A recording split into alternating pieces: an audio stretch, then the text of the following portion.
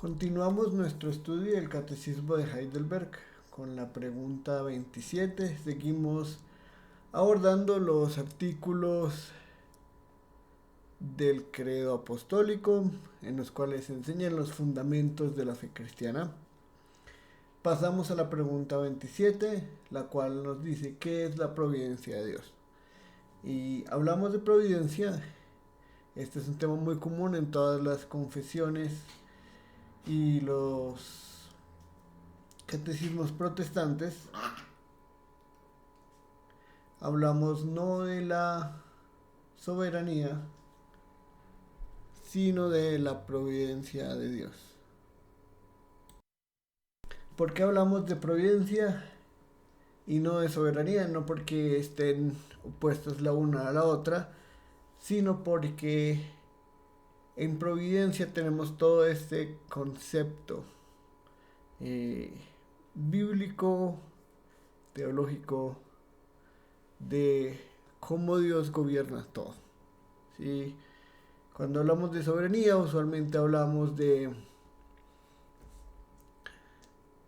Dios soberano por aparte de todo. Cuando hablamos de providencia, hablamos de Dios y su gobierno en el mundo que Él ha hecho. Y por eso el catecismo, al seguir estudiando el artículo de Dios, el Padre, nos habla de la providencia de Dios, el cual dice: es el poder de Dios omnipotente y presente en todo lugar, por el cual sustenta y gobierna el cielo, la tierra y todas las criaturas, de tal manera que todo lo que la tierra produce, la lluvia y la sequía, la fertilidad y la esterilidad, la comida y la bebida, la salud y la enfermedad, riquezas y pobrezas, y finalmente todas las cosas no acontecen sin razón alguna, como por azar, sino por su consejo y voluntad paternal. Entonces, empezamos con la primera parte. Es el poder de Dios omnipotente y presente en todo lugar. Acá hablamos de dos ovnis, su omnipresencia y su omnipotencia. Es esta manifestación del poder de Dios que está presente en todo lugar. Nos habla de su carácter infinito, nos habla de su carácter por encima de nosotros, nos habla de su carácter trascendente. Y empieza mostrándonos que para entender providencia tenemos que entender a Dios completamente trascendente, ¿sí? Por encima de nosotros, infinito, más grande que nosotros. Esto lo vemos en Hechos 17, 24 al 28, el cual dice: el Dios que hizo el mundo y todo lo que hay en él, es Señor del cielo y de la tierra, su gobernante, su dueño.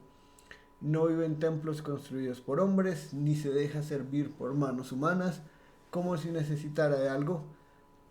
Es autosuficiente. No acabamos mucho del carácter trascendente de Dios. Por el contrario, Él es quien da a todos la vida, el aliento y todas las cosas.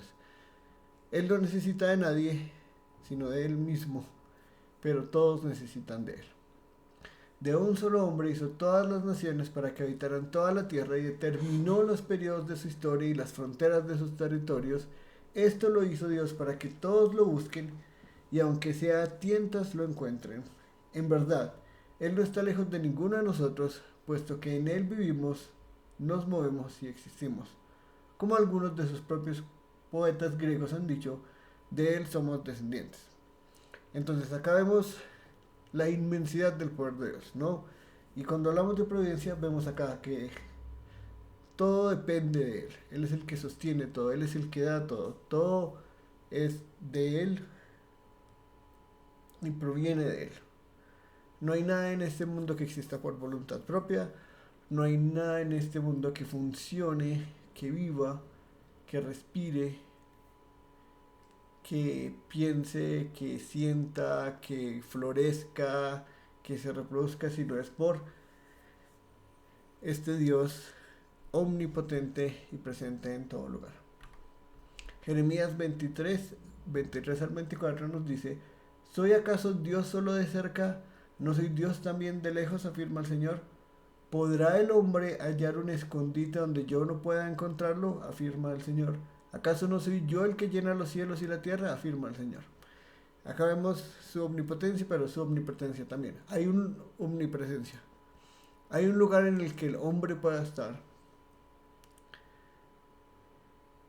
en el que Dios no pueda encontrarlo. Hay un lugar en el mundo donde hay algo presente de lo que Dios no esté consciente. Definitivamente no, no. Esa expresión, yo soy el que llena los cielos y la tierra, es, no hay nada por fuera y por encima y lejos, separado de Dios, ¿sí? No hay ningún lugar en donde Dios no esté presente. Isaías 29, 15 al 16 dice: Hay de los que, para esconder sus planes, se ocultan del Señor en las profundidades, cometen sus fechorías en la oscuridad y piensan: ¿quién nos ve? ¿Quién nos conoce? ¿Qué manera de falsear las cosas? ¿Acaso el alfarero es igual que el barro? ¿Acaso le dirá al objeto al que lo modeló: él no me hizo? ¿Puede la vasija decir al alfarero: él no entiende nada? Y acá es muy interesante porque lo vemos en conexión con el pecado. Y esto nos puede recordar incluso a Adán y Eva, ¿no? ¿Qué fue lo primero que ellos hicieron en su pecado? Fue esconderse. Tristemente no hay nada que se pueda esconder de Dios, ¿no? Cuando hablamos de la providencia de Dios, a través de la cual sostiene y da todo, al mismo tiempo entendemos que no hay ningún lugar, no solo en el que Dios no esté presente o que esté muy lejos para Dios, sino no hay ningún lugar en el que algo le sea oculto, ¿sí? Eh, si bien esto hace más referencia a la omnisciencia, todo esto hace parte de quién es Dios. ¿Sí? No porque literalmente no cite que todo lo sabe en el catecismo, significa que eh, no estemos conscientes de que esta es una realidad. Su presencia y su conocimiento están ahí. Eh, no hay ningún lugar en el que nosotros podamos hacer las cosas en lo oscuro, en lo secreto. No hay ningún lugar en el que nosotros podamos rebelarnos contra Dios y que Él no lo sepa.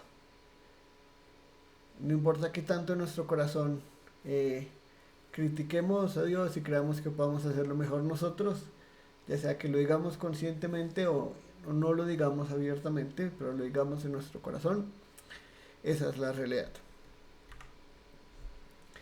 Este poder de Dios es el a través del cual, por el cual Él sustenta y gobierna el cielo, la tierra y todas las criaturas. ¿Sí? Entonces, todo lo que vemos, el universo, el cielo, no solo el cielo encima de nosotros, sino el universo, y más allá del universo, esta dimensión espiritual donde la presencia especial de Dios habita, este templo celestial, donde está el Hijo sentado a la diestra del Padre, donde el Espíritu llena esta presencia, donde los ángeles habitan, donde el consejo de Dios está, este lugar que se ve en las visiones de Ezequiel y de Apocalipsis y de Isaías, la tierra, este planeta donde vivimos todos nosotros, y por eso dice, no solo los lugares y estas dimensiones, tanto el cielo como la tierra, sino también todas las criaturas que habitan tanto en el cielo como en la tierra. Él es el dador y el sustentor y el gobernador de todo lo que existe, tanto las dimensiones de existencia material e inmaterial, física, espiritual, como todas las criaturas que están en ambas dimensiones. Hebreos 1, 3 al 4 nos dice esto: el Hijo es el resplandor de la gloria de Dios, la fiel imagen de lo que Él es, el que sostiene todas las cosas con su palabra poderosa. Después de llevar a cabo la purificación de los pecados, se sentó a la derecha de la majestad de las alturas, así llegó a ser superior a los ángeles, en la misma medida que el nombre que ha heredado supera en excelencia al de ellos. Entonces, el Hijo es el resplandor, es la imagen misma, es la revelación absoluta y perfecta de lo que Él es, y el que sostiene todas las cosas con su palabra poderosa, ¿sí? Él es el que mantiene no solo las rotaciones de los planetas y el funcionamiento de las galaxias y de las estrellas y de los agujeros negros y de todo esto a nivel macro, pero también cada molécula, cada partícula subatómica, todo eso es algo que sostiene este Dios. Tan poderoso es Él. Y lo sustenta y gobierna de tal manera que todo lo que la tierra produce, la lluvia y la sequía, empezamos entonces por cosas que nos muestran, ¿no?, de este Dios trascendente, cómo a través de su providencia se relaciona con su creación, ¿no? Entonces empezamos con todo lo que la tierra produce, la lluvia y la sequía. No reflexionan ni dicen, temamos al Señor nuestro Dios, quien a su debido tiempo nos da lluvia, las lluvias de otoño y primavera, y nos asegura las semanas señaladas para la cosecha. Jeremías 5:24. Acá vemos, y esto es mucho más relevante e importante para la audiencia original que para nosotros, porque su calendario se basaba en las épocas de siembra, de cosecha y de sequía, ¿no? Entonces ellos entendían la providencia de Dios más clara en estos aspectos, porque no tenían todas las tecnologías que teníamos nosotros, que tenemos nosotros para poder crecer en lugares que antes se consideraban áridos, para poder tener riegas masivas, para poder utilizar fuentes hídricas naturales cuando no hay lluvia, o sea, de todo que tenemos nosotros. Pero aún así, esto nos habla a nosotros, porque el crecimiento de las plantas, de los vegetales, no es algo que la Biblia nos habla que sucede porque sí, porque Dios así lo declaró una vez y para siempre, sino Él es el que hace que todo funcione. Si bien nosotros podemos entender el ciclo de la lluvia, el ciclo del agua, de cómo se evapora, cómo se acumulan las nubes y cómo cae, el que hace esto es Dios. Entonces, no es que nuestra tecnología nos ayude a predecir las lluvias, ¿no? Y entonces por eso podemos asegurar cuándo va a llover, cuándo no va a llover. Y nos volvemos dependientes de nuestro propio conocimiento, como si pudiéramos predecir todas las cosas del día, la app del clima, ver si va a ser soleado, si va a ser lluvioso, para ver qué vamos a hacer. Eh, la Biblia nos dice, es Dios en su providencia el que gobierna y sostiene todas estas cosas. No importa qué tanto podamos predecir, algunas veces eh, bastante precisamente y otras veces no tanto. Muchas cosas que suceden en este mundo, todo sucede es por Dios. Si Él en su providencia decide que las plantas no van a crecer, no importa qué tanta agua les echemos, qué tanta abono utilicemos, Él es el encargado de todo. Y acá vemos mucho la gracia común, ¿no? Porque como nos dice Jesús, la lluvia no cae solo sobre el justo, sino también sobre el injusto.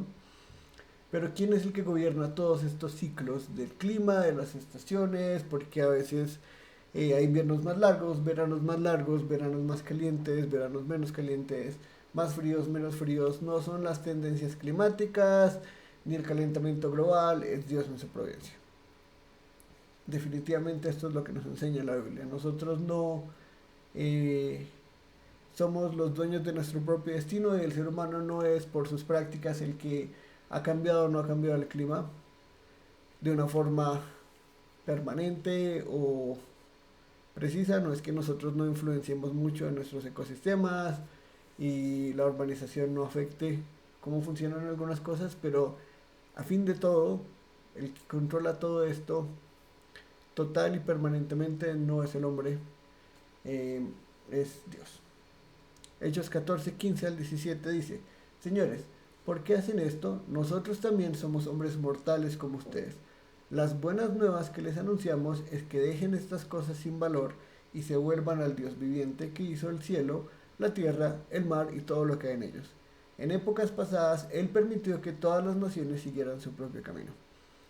Sin embargo, no ha dejado de dar testimonio de sí mismo haciendo el bien, dándoles lluvias del cielo y estaciones fructíferas, proporcionándoles comida y alegría de corazón. ¿Sí ven? Exactamente todo esto. Es parte de la providencia de Dios. Las lluvias del cielo, las estaciones fructíferas, la comida y la alegría del corazón. Incluso esta alegría que viene del hombre es parte de la gracia común y de la providencia de Dios. tanto la gracia común para los no creyentes como la gracia especial para los creyentes. Entonces tenemos la lluvia y la sequía, y esto incluye la comida, los crecimientos de los alimentos, pero ya lo elabora más, ¿no? La fertilidad y la esterilidad, la comida y la bebida, la salud y la enfermedad.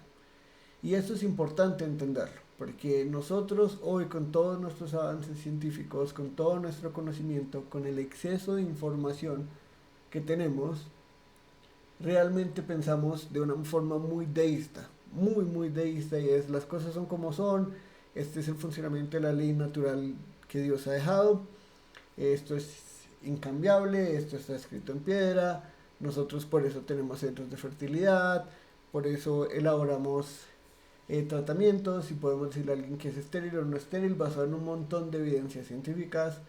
Eh, Podemos alterar la comida para que sea más nutritiva, menos nutritiva. Eh, Creemos que por todos los avances médicos, finalmente la salud y la enfermedad está en manos de nosotros. ¿Sí?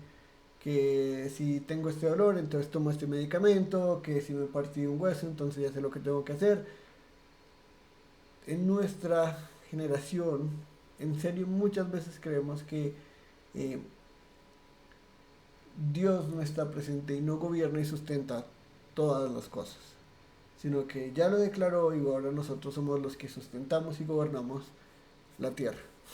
Y muchas veces nos creemos los dueños del cielo también. Pero hablando ya en la tierra, para nosotros, los seres humanos, hay que entender que nadie es fértil o estéril, la comida, que nadie come y bebe, nadie es saludable o enfermo fuera de la providencia de Dios. Juan 9, 1 al 3 dice: a su paso Jesús vio un hombre que era ciego de nacimiento, y sus discípulos le preguntaron: Rabí, para que este hombre haya nacido ciego, ¿quién pecó, él o sus padres? Ni él pecó, ni sus padres, respondió Jesús, sino que esto sucedió para que la obra de Dios se hiciera evidente en su vida. Vemos entonces que incluso este hombre naciendo ciego era la obra de Dios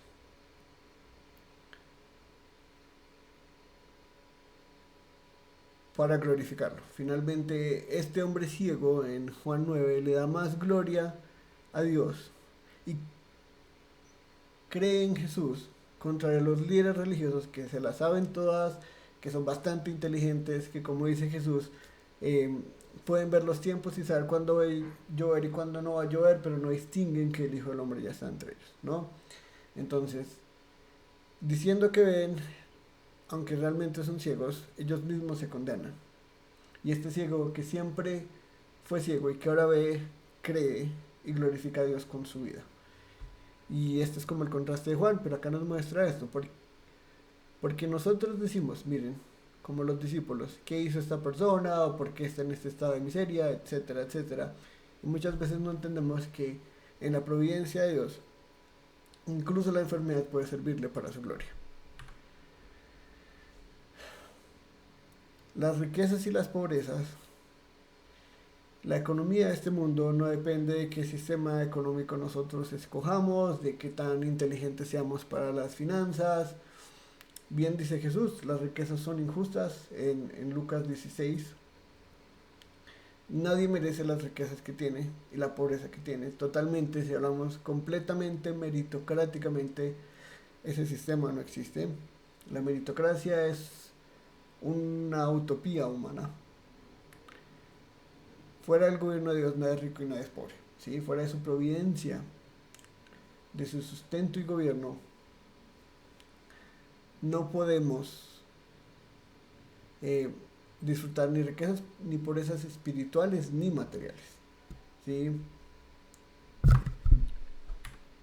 Proverbios 22, 1 al 2 dice: vale más la buena fama que las muchas riquezas, y más que oro y plata la buena reputación. El rico y el pobre tienen esto en común: a ambos los ha creado el Señor. ¿Sí? Entonces, todo esto es parte del gobierno de Dios. Y por eso decimos: y finalmente, todas las cosas no acontecen sin razón alguna, como por azar, sino por su consejo y voluntad paternal. Y acá entonces vemos como todo está relacionado con su providencia y la definición de providencia, ¿no? Él sustenta y gobierna todo, Y esto significa que nada sucede, o poniéndolo positivo, que todas las cosas no acontecen sin razón alguna como por azar, sino por su consejo y voluntad paternal. Entonces tenemos la parte negativa y tenemos la parte positiva. Nada en este mundo sucede porque sí. El concepto de random, el concepto del azar, es un concepto humano basado en tristemente una percepción deísta del mundo, pero también en una percepción anticristiana del mundo. ¿Por qué? Porque estamos acostumbrados a que hay mil cosas al azar, ¿sí? Decimos, tenemos todo un sistema para manipular a las personas a apostar basado en el azar, ¿sí? Los casinos eh, existen porque creemos que no hay un Dios omnipotente y omnipresente que gobierna y sustenta todo, de tal forma que todo lo que sucede solo sucede por su consejo y voluntad paternal. Eh, y pareciera lo más normal del mundo hablar de la aleatoriedad, de que hay cosas aleatorias en este mundo, de que este mundo es impredecible, de que podemos hablar de combinaciones y permutaciones de probabilidad para que algo salga, pero finalmente todo es por azar, ¿sí? Y este concepto viene porque toda esta teoría se remonta a que incluso el universo existe por azar. Nosotros ya hablamos del Dios creador, que crea absolutamente todo. Se vuelve a hablar un poco de esto en los pasajes y hechos, por ejemplo, en esta pregunta. Pero más allá de eso, de este Dios creador que elimina el azar y la aleatoriedad, porque nada en este mundo existe porque sí, sino porque un ser lo creó. Y este ser es el Dios perfecto y maravilloso. No solo en la creación, pero en todo, porque la creación nos habla de un Dios que alguna vez hizo algo. La providencia nos habla del Dios que sustenta y gobierna todo lo que existe. No hay azar. No depende de el material de los dados y el peso, por qué lado caen más o menos, ni en un código de programación, si yo pongo un número aleatorio entre 100 y 50, ¿cuál número va a salir basado en un random real, una azar realidad o una aleatoriedad real? Todo en este mundo está gobernado por Dios. El Dios omnipotente, omnipresente, omnisciente, el Dios maravilloso que se revela a sí mismo, el Dios trino, como ya lo vimos, para empezar los artículos, que la forma en la que se revela primeramente a nosotros es como el Dios trino, ¿sí? Como esta santísima Trinidad, que es un solo Dios. Este mismo Dios trino gobierna todo de tal forma que nada sucede porque sí. ¿Sí? Nada sucede por azar. Todo sucede porque hay un Dios que gobierna y sustenta todo.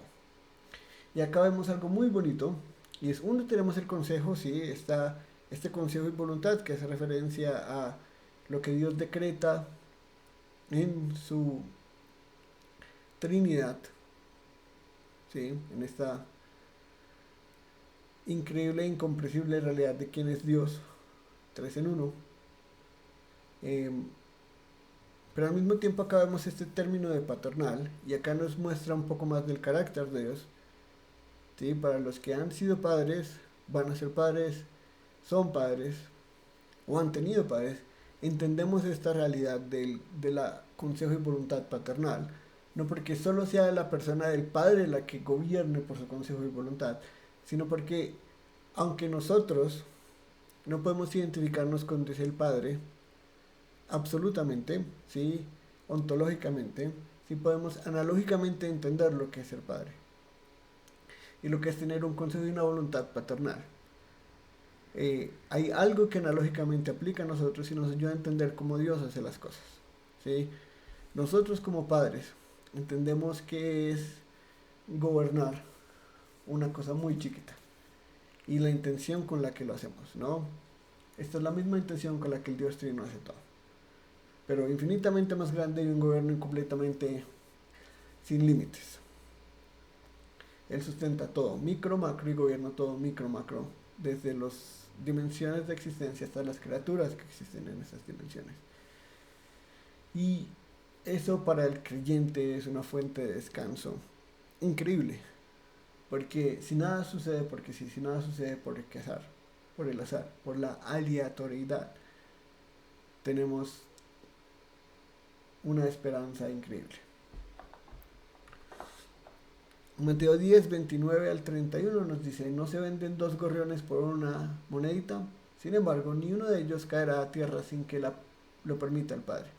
Y Él les tiene contados a ustedes aún los cabellos de la cabeza. Así que no tengan miedo, ustedes valen más que muchos gorriones. Y esto lo podemos ver, valemos más que todo lo que Dios gobierna en este mundo, no solo gorriones, criaturas pequeñas como el plancton, como los insectos, criaturas más grandes, domésticas que amamos, como los perros, como los gatos. Somos de mucho más valor que eso. Y Él como Padre sabe lo que necesitamos y lo sustenta y lo gobierna. Y como ya vimos en la pregunta 1 del catecismo, ¿no? Y pregunta fundamental es, al no pertenecer a nosotros, sabemos que todo funciona para nuestra salvación, para nuestro bien.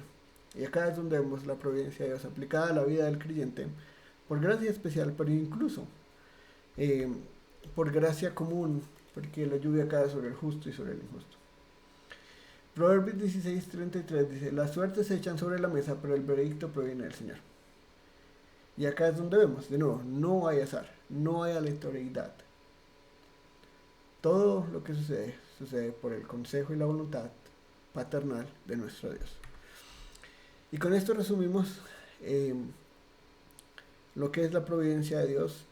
No que la entendamos perfectamente, es algo que entendemos más cuando la vemos en nuestra vida, cuando vemos el pasado, cuando vemos en el presente cómo Dios está orando para que su reino venga, para que su nombre sea exaltado, como lo vemos en nuestra vida cuando pasamos por situaciones difíciles o fáciles, bonitas o tristes, de riqueza o de pobreza, de lluvia o de sequía, y vemos en todo eso el gobierno y el sustento de Dios perfecto. Con eso entonces concluimos la pregunta 27 del catecismo. Muchas gracias por ver este video. Cualquier pregunta, cualquier duda, estoy aquí disponible para ustedes. Que tengan un lindo día y nos vemos en el próximo video. Hasta luego.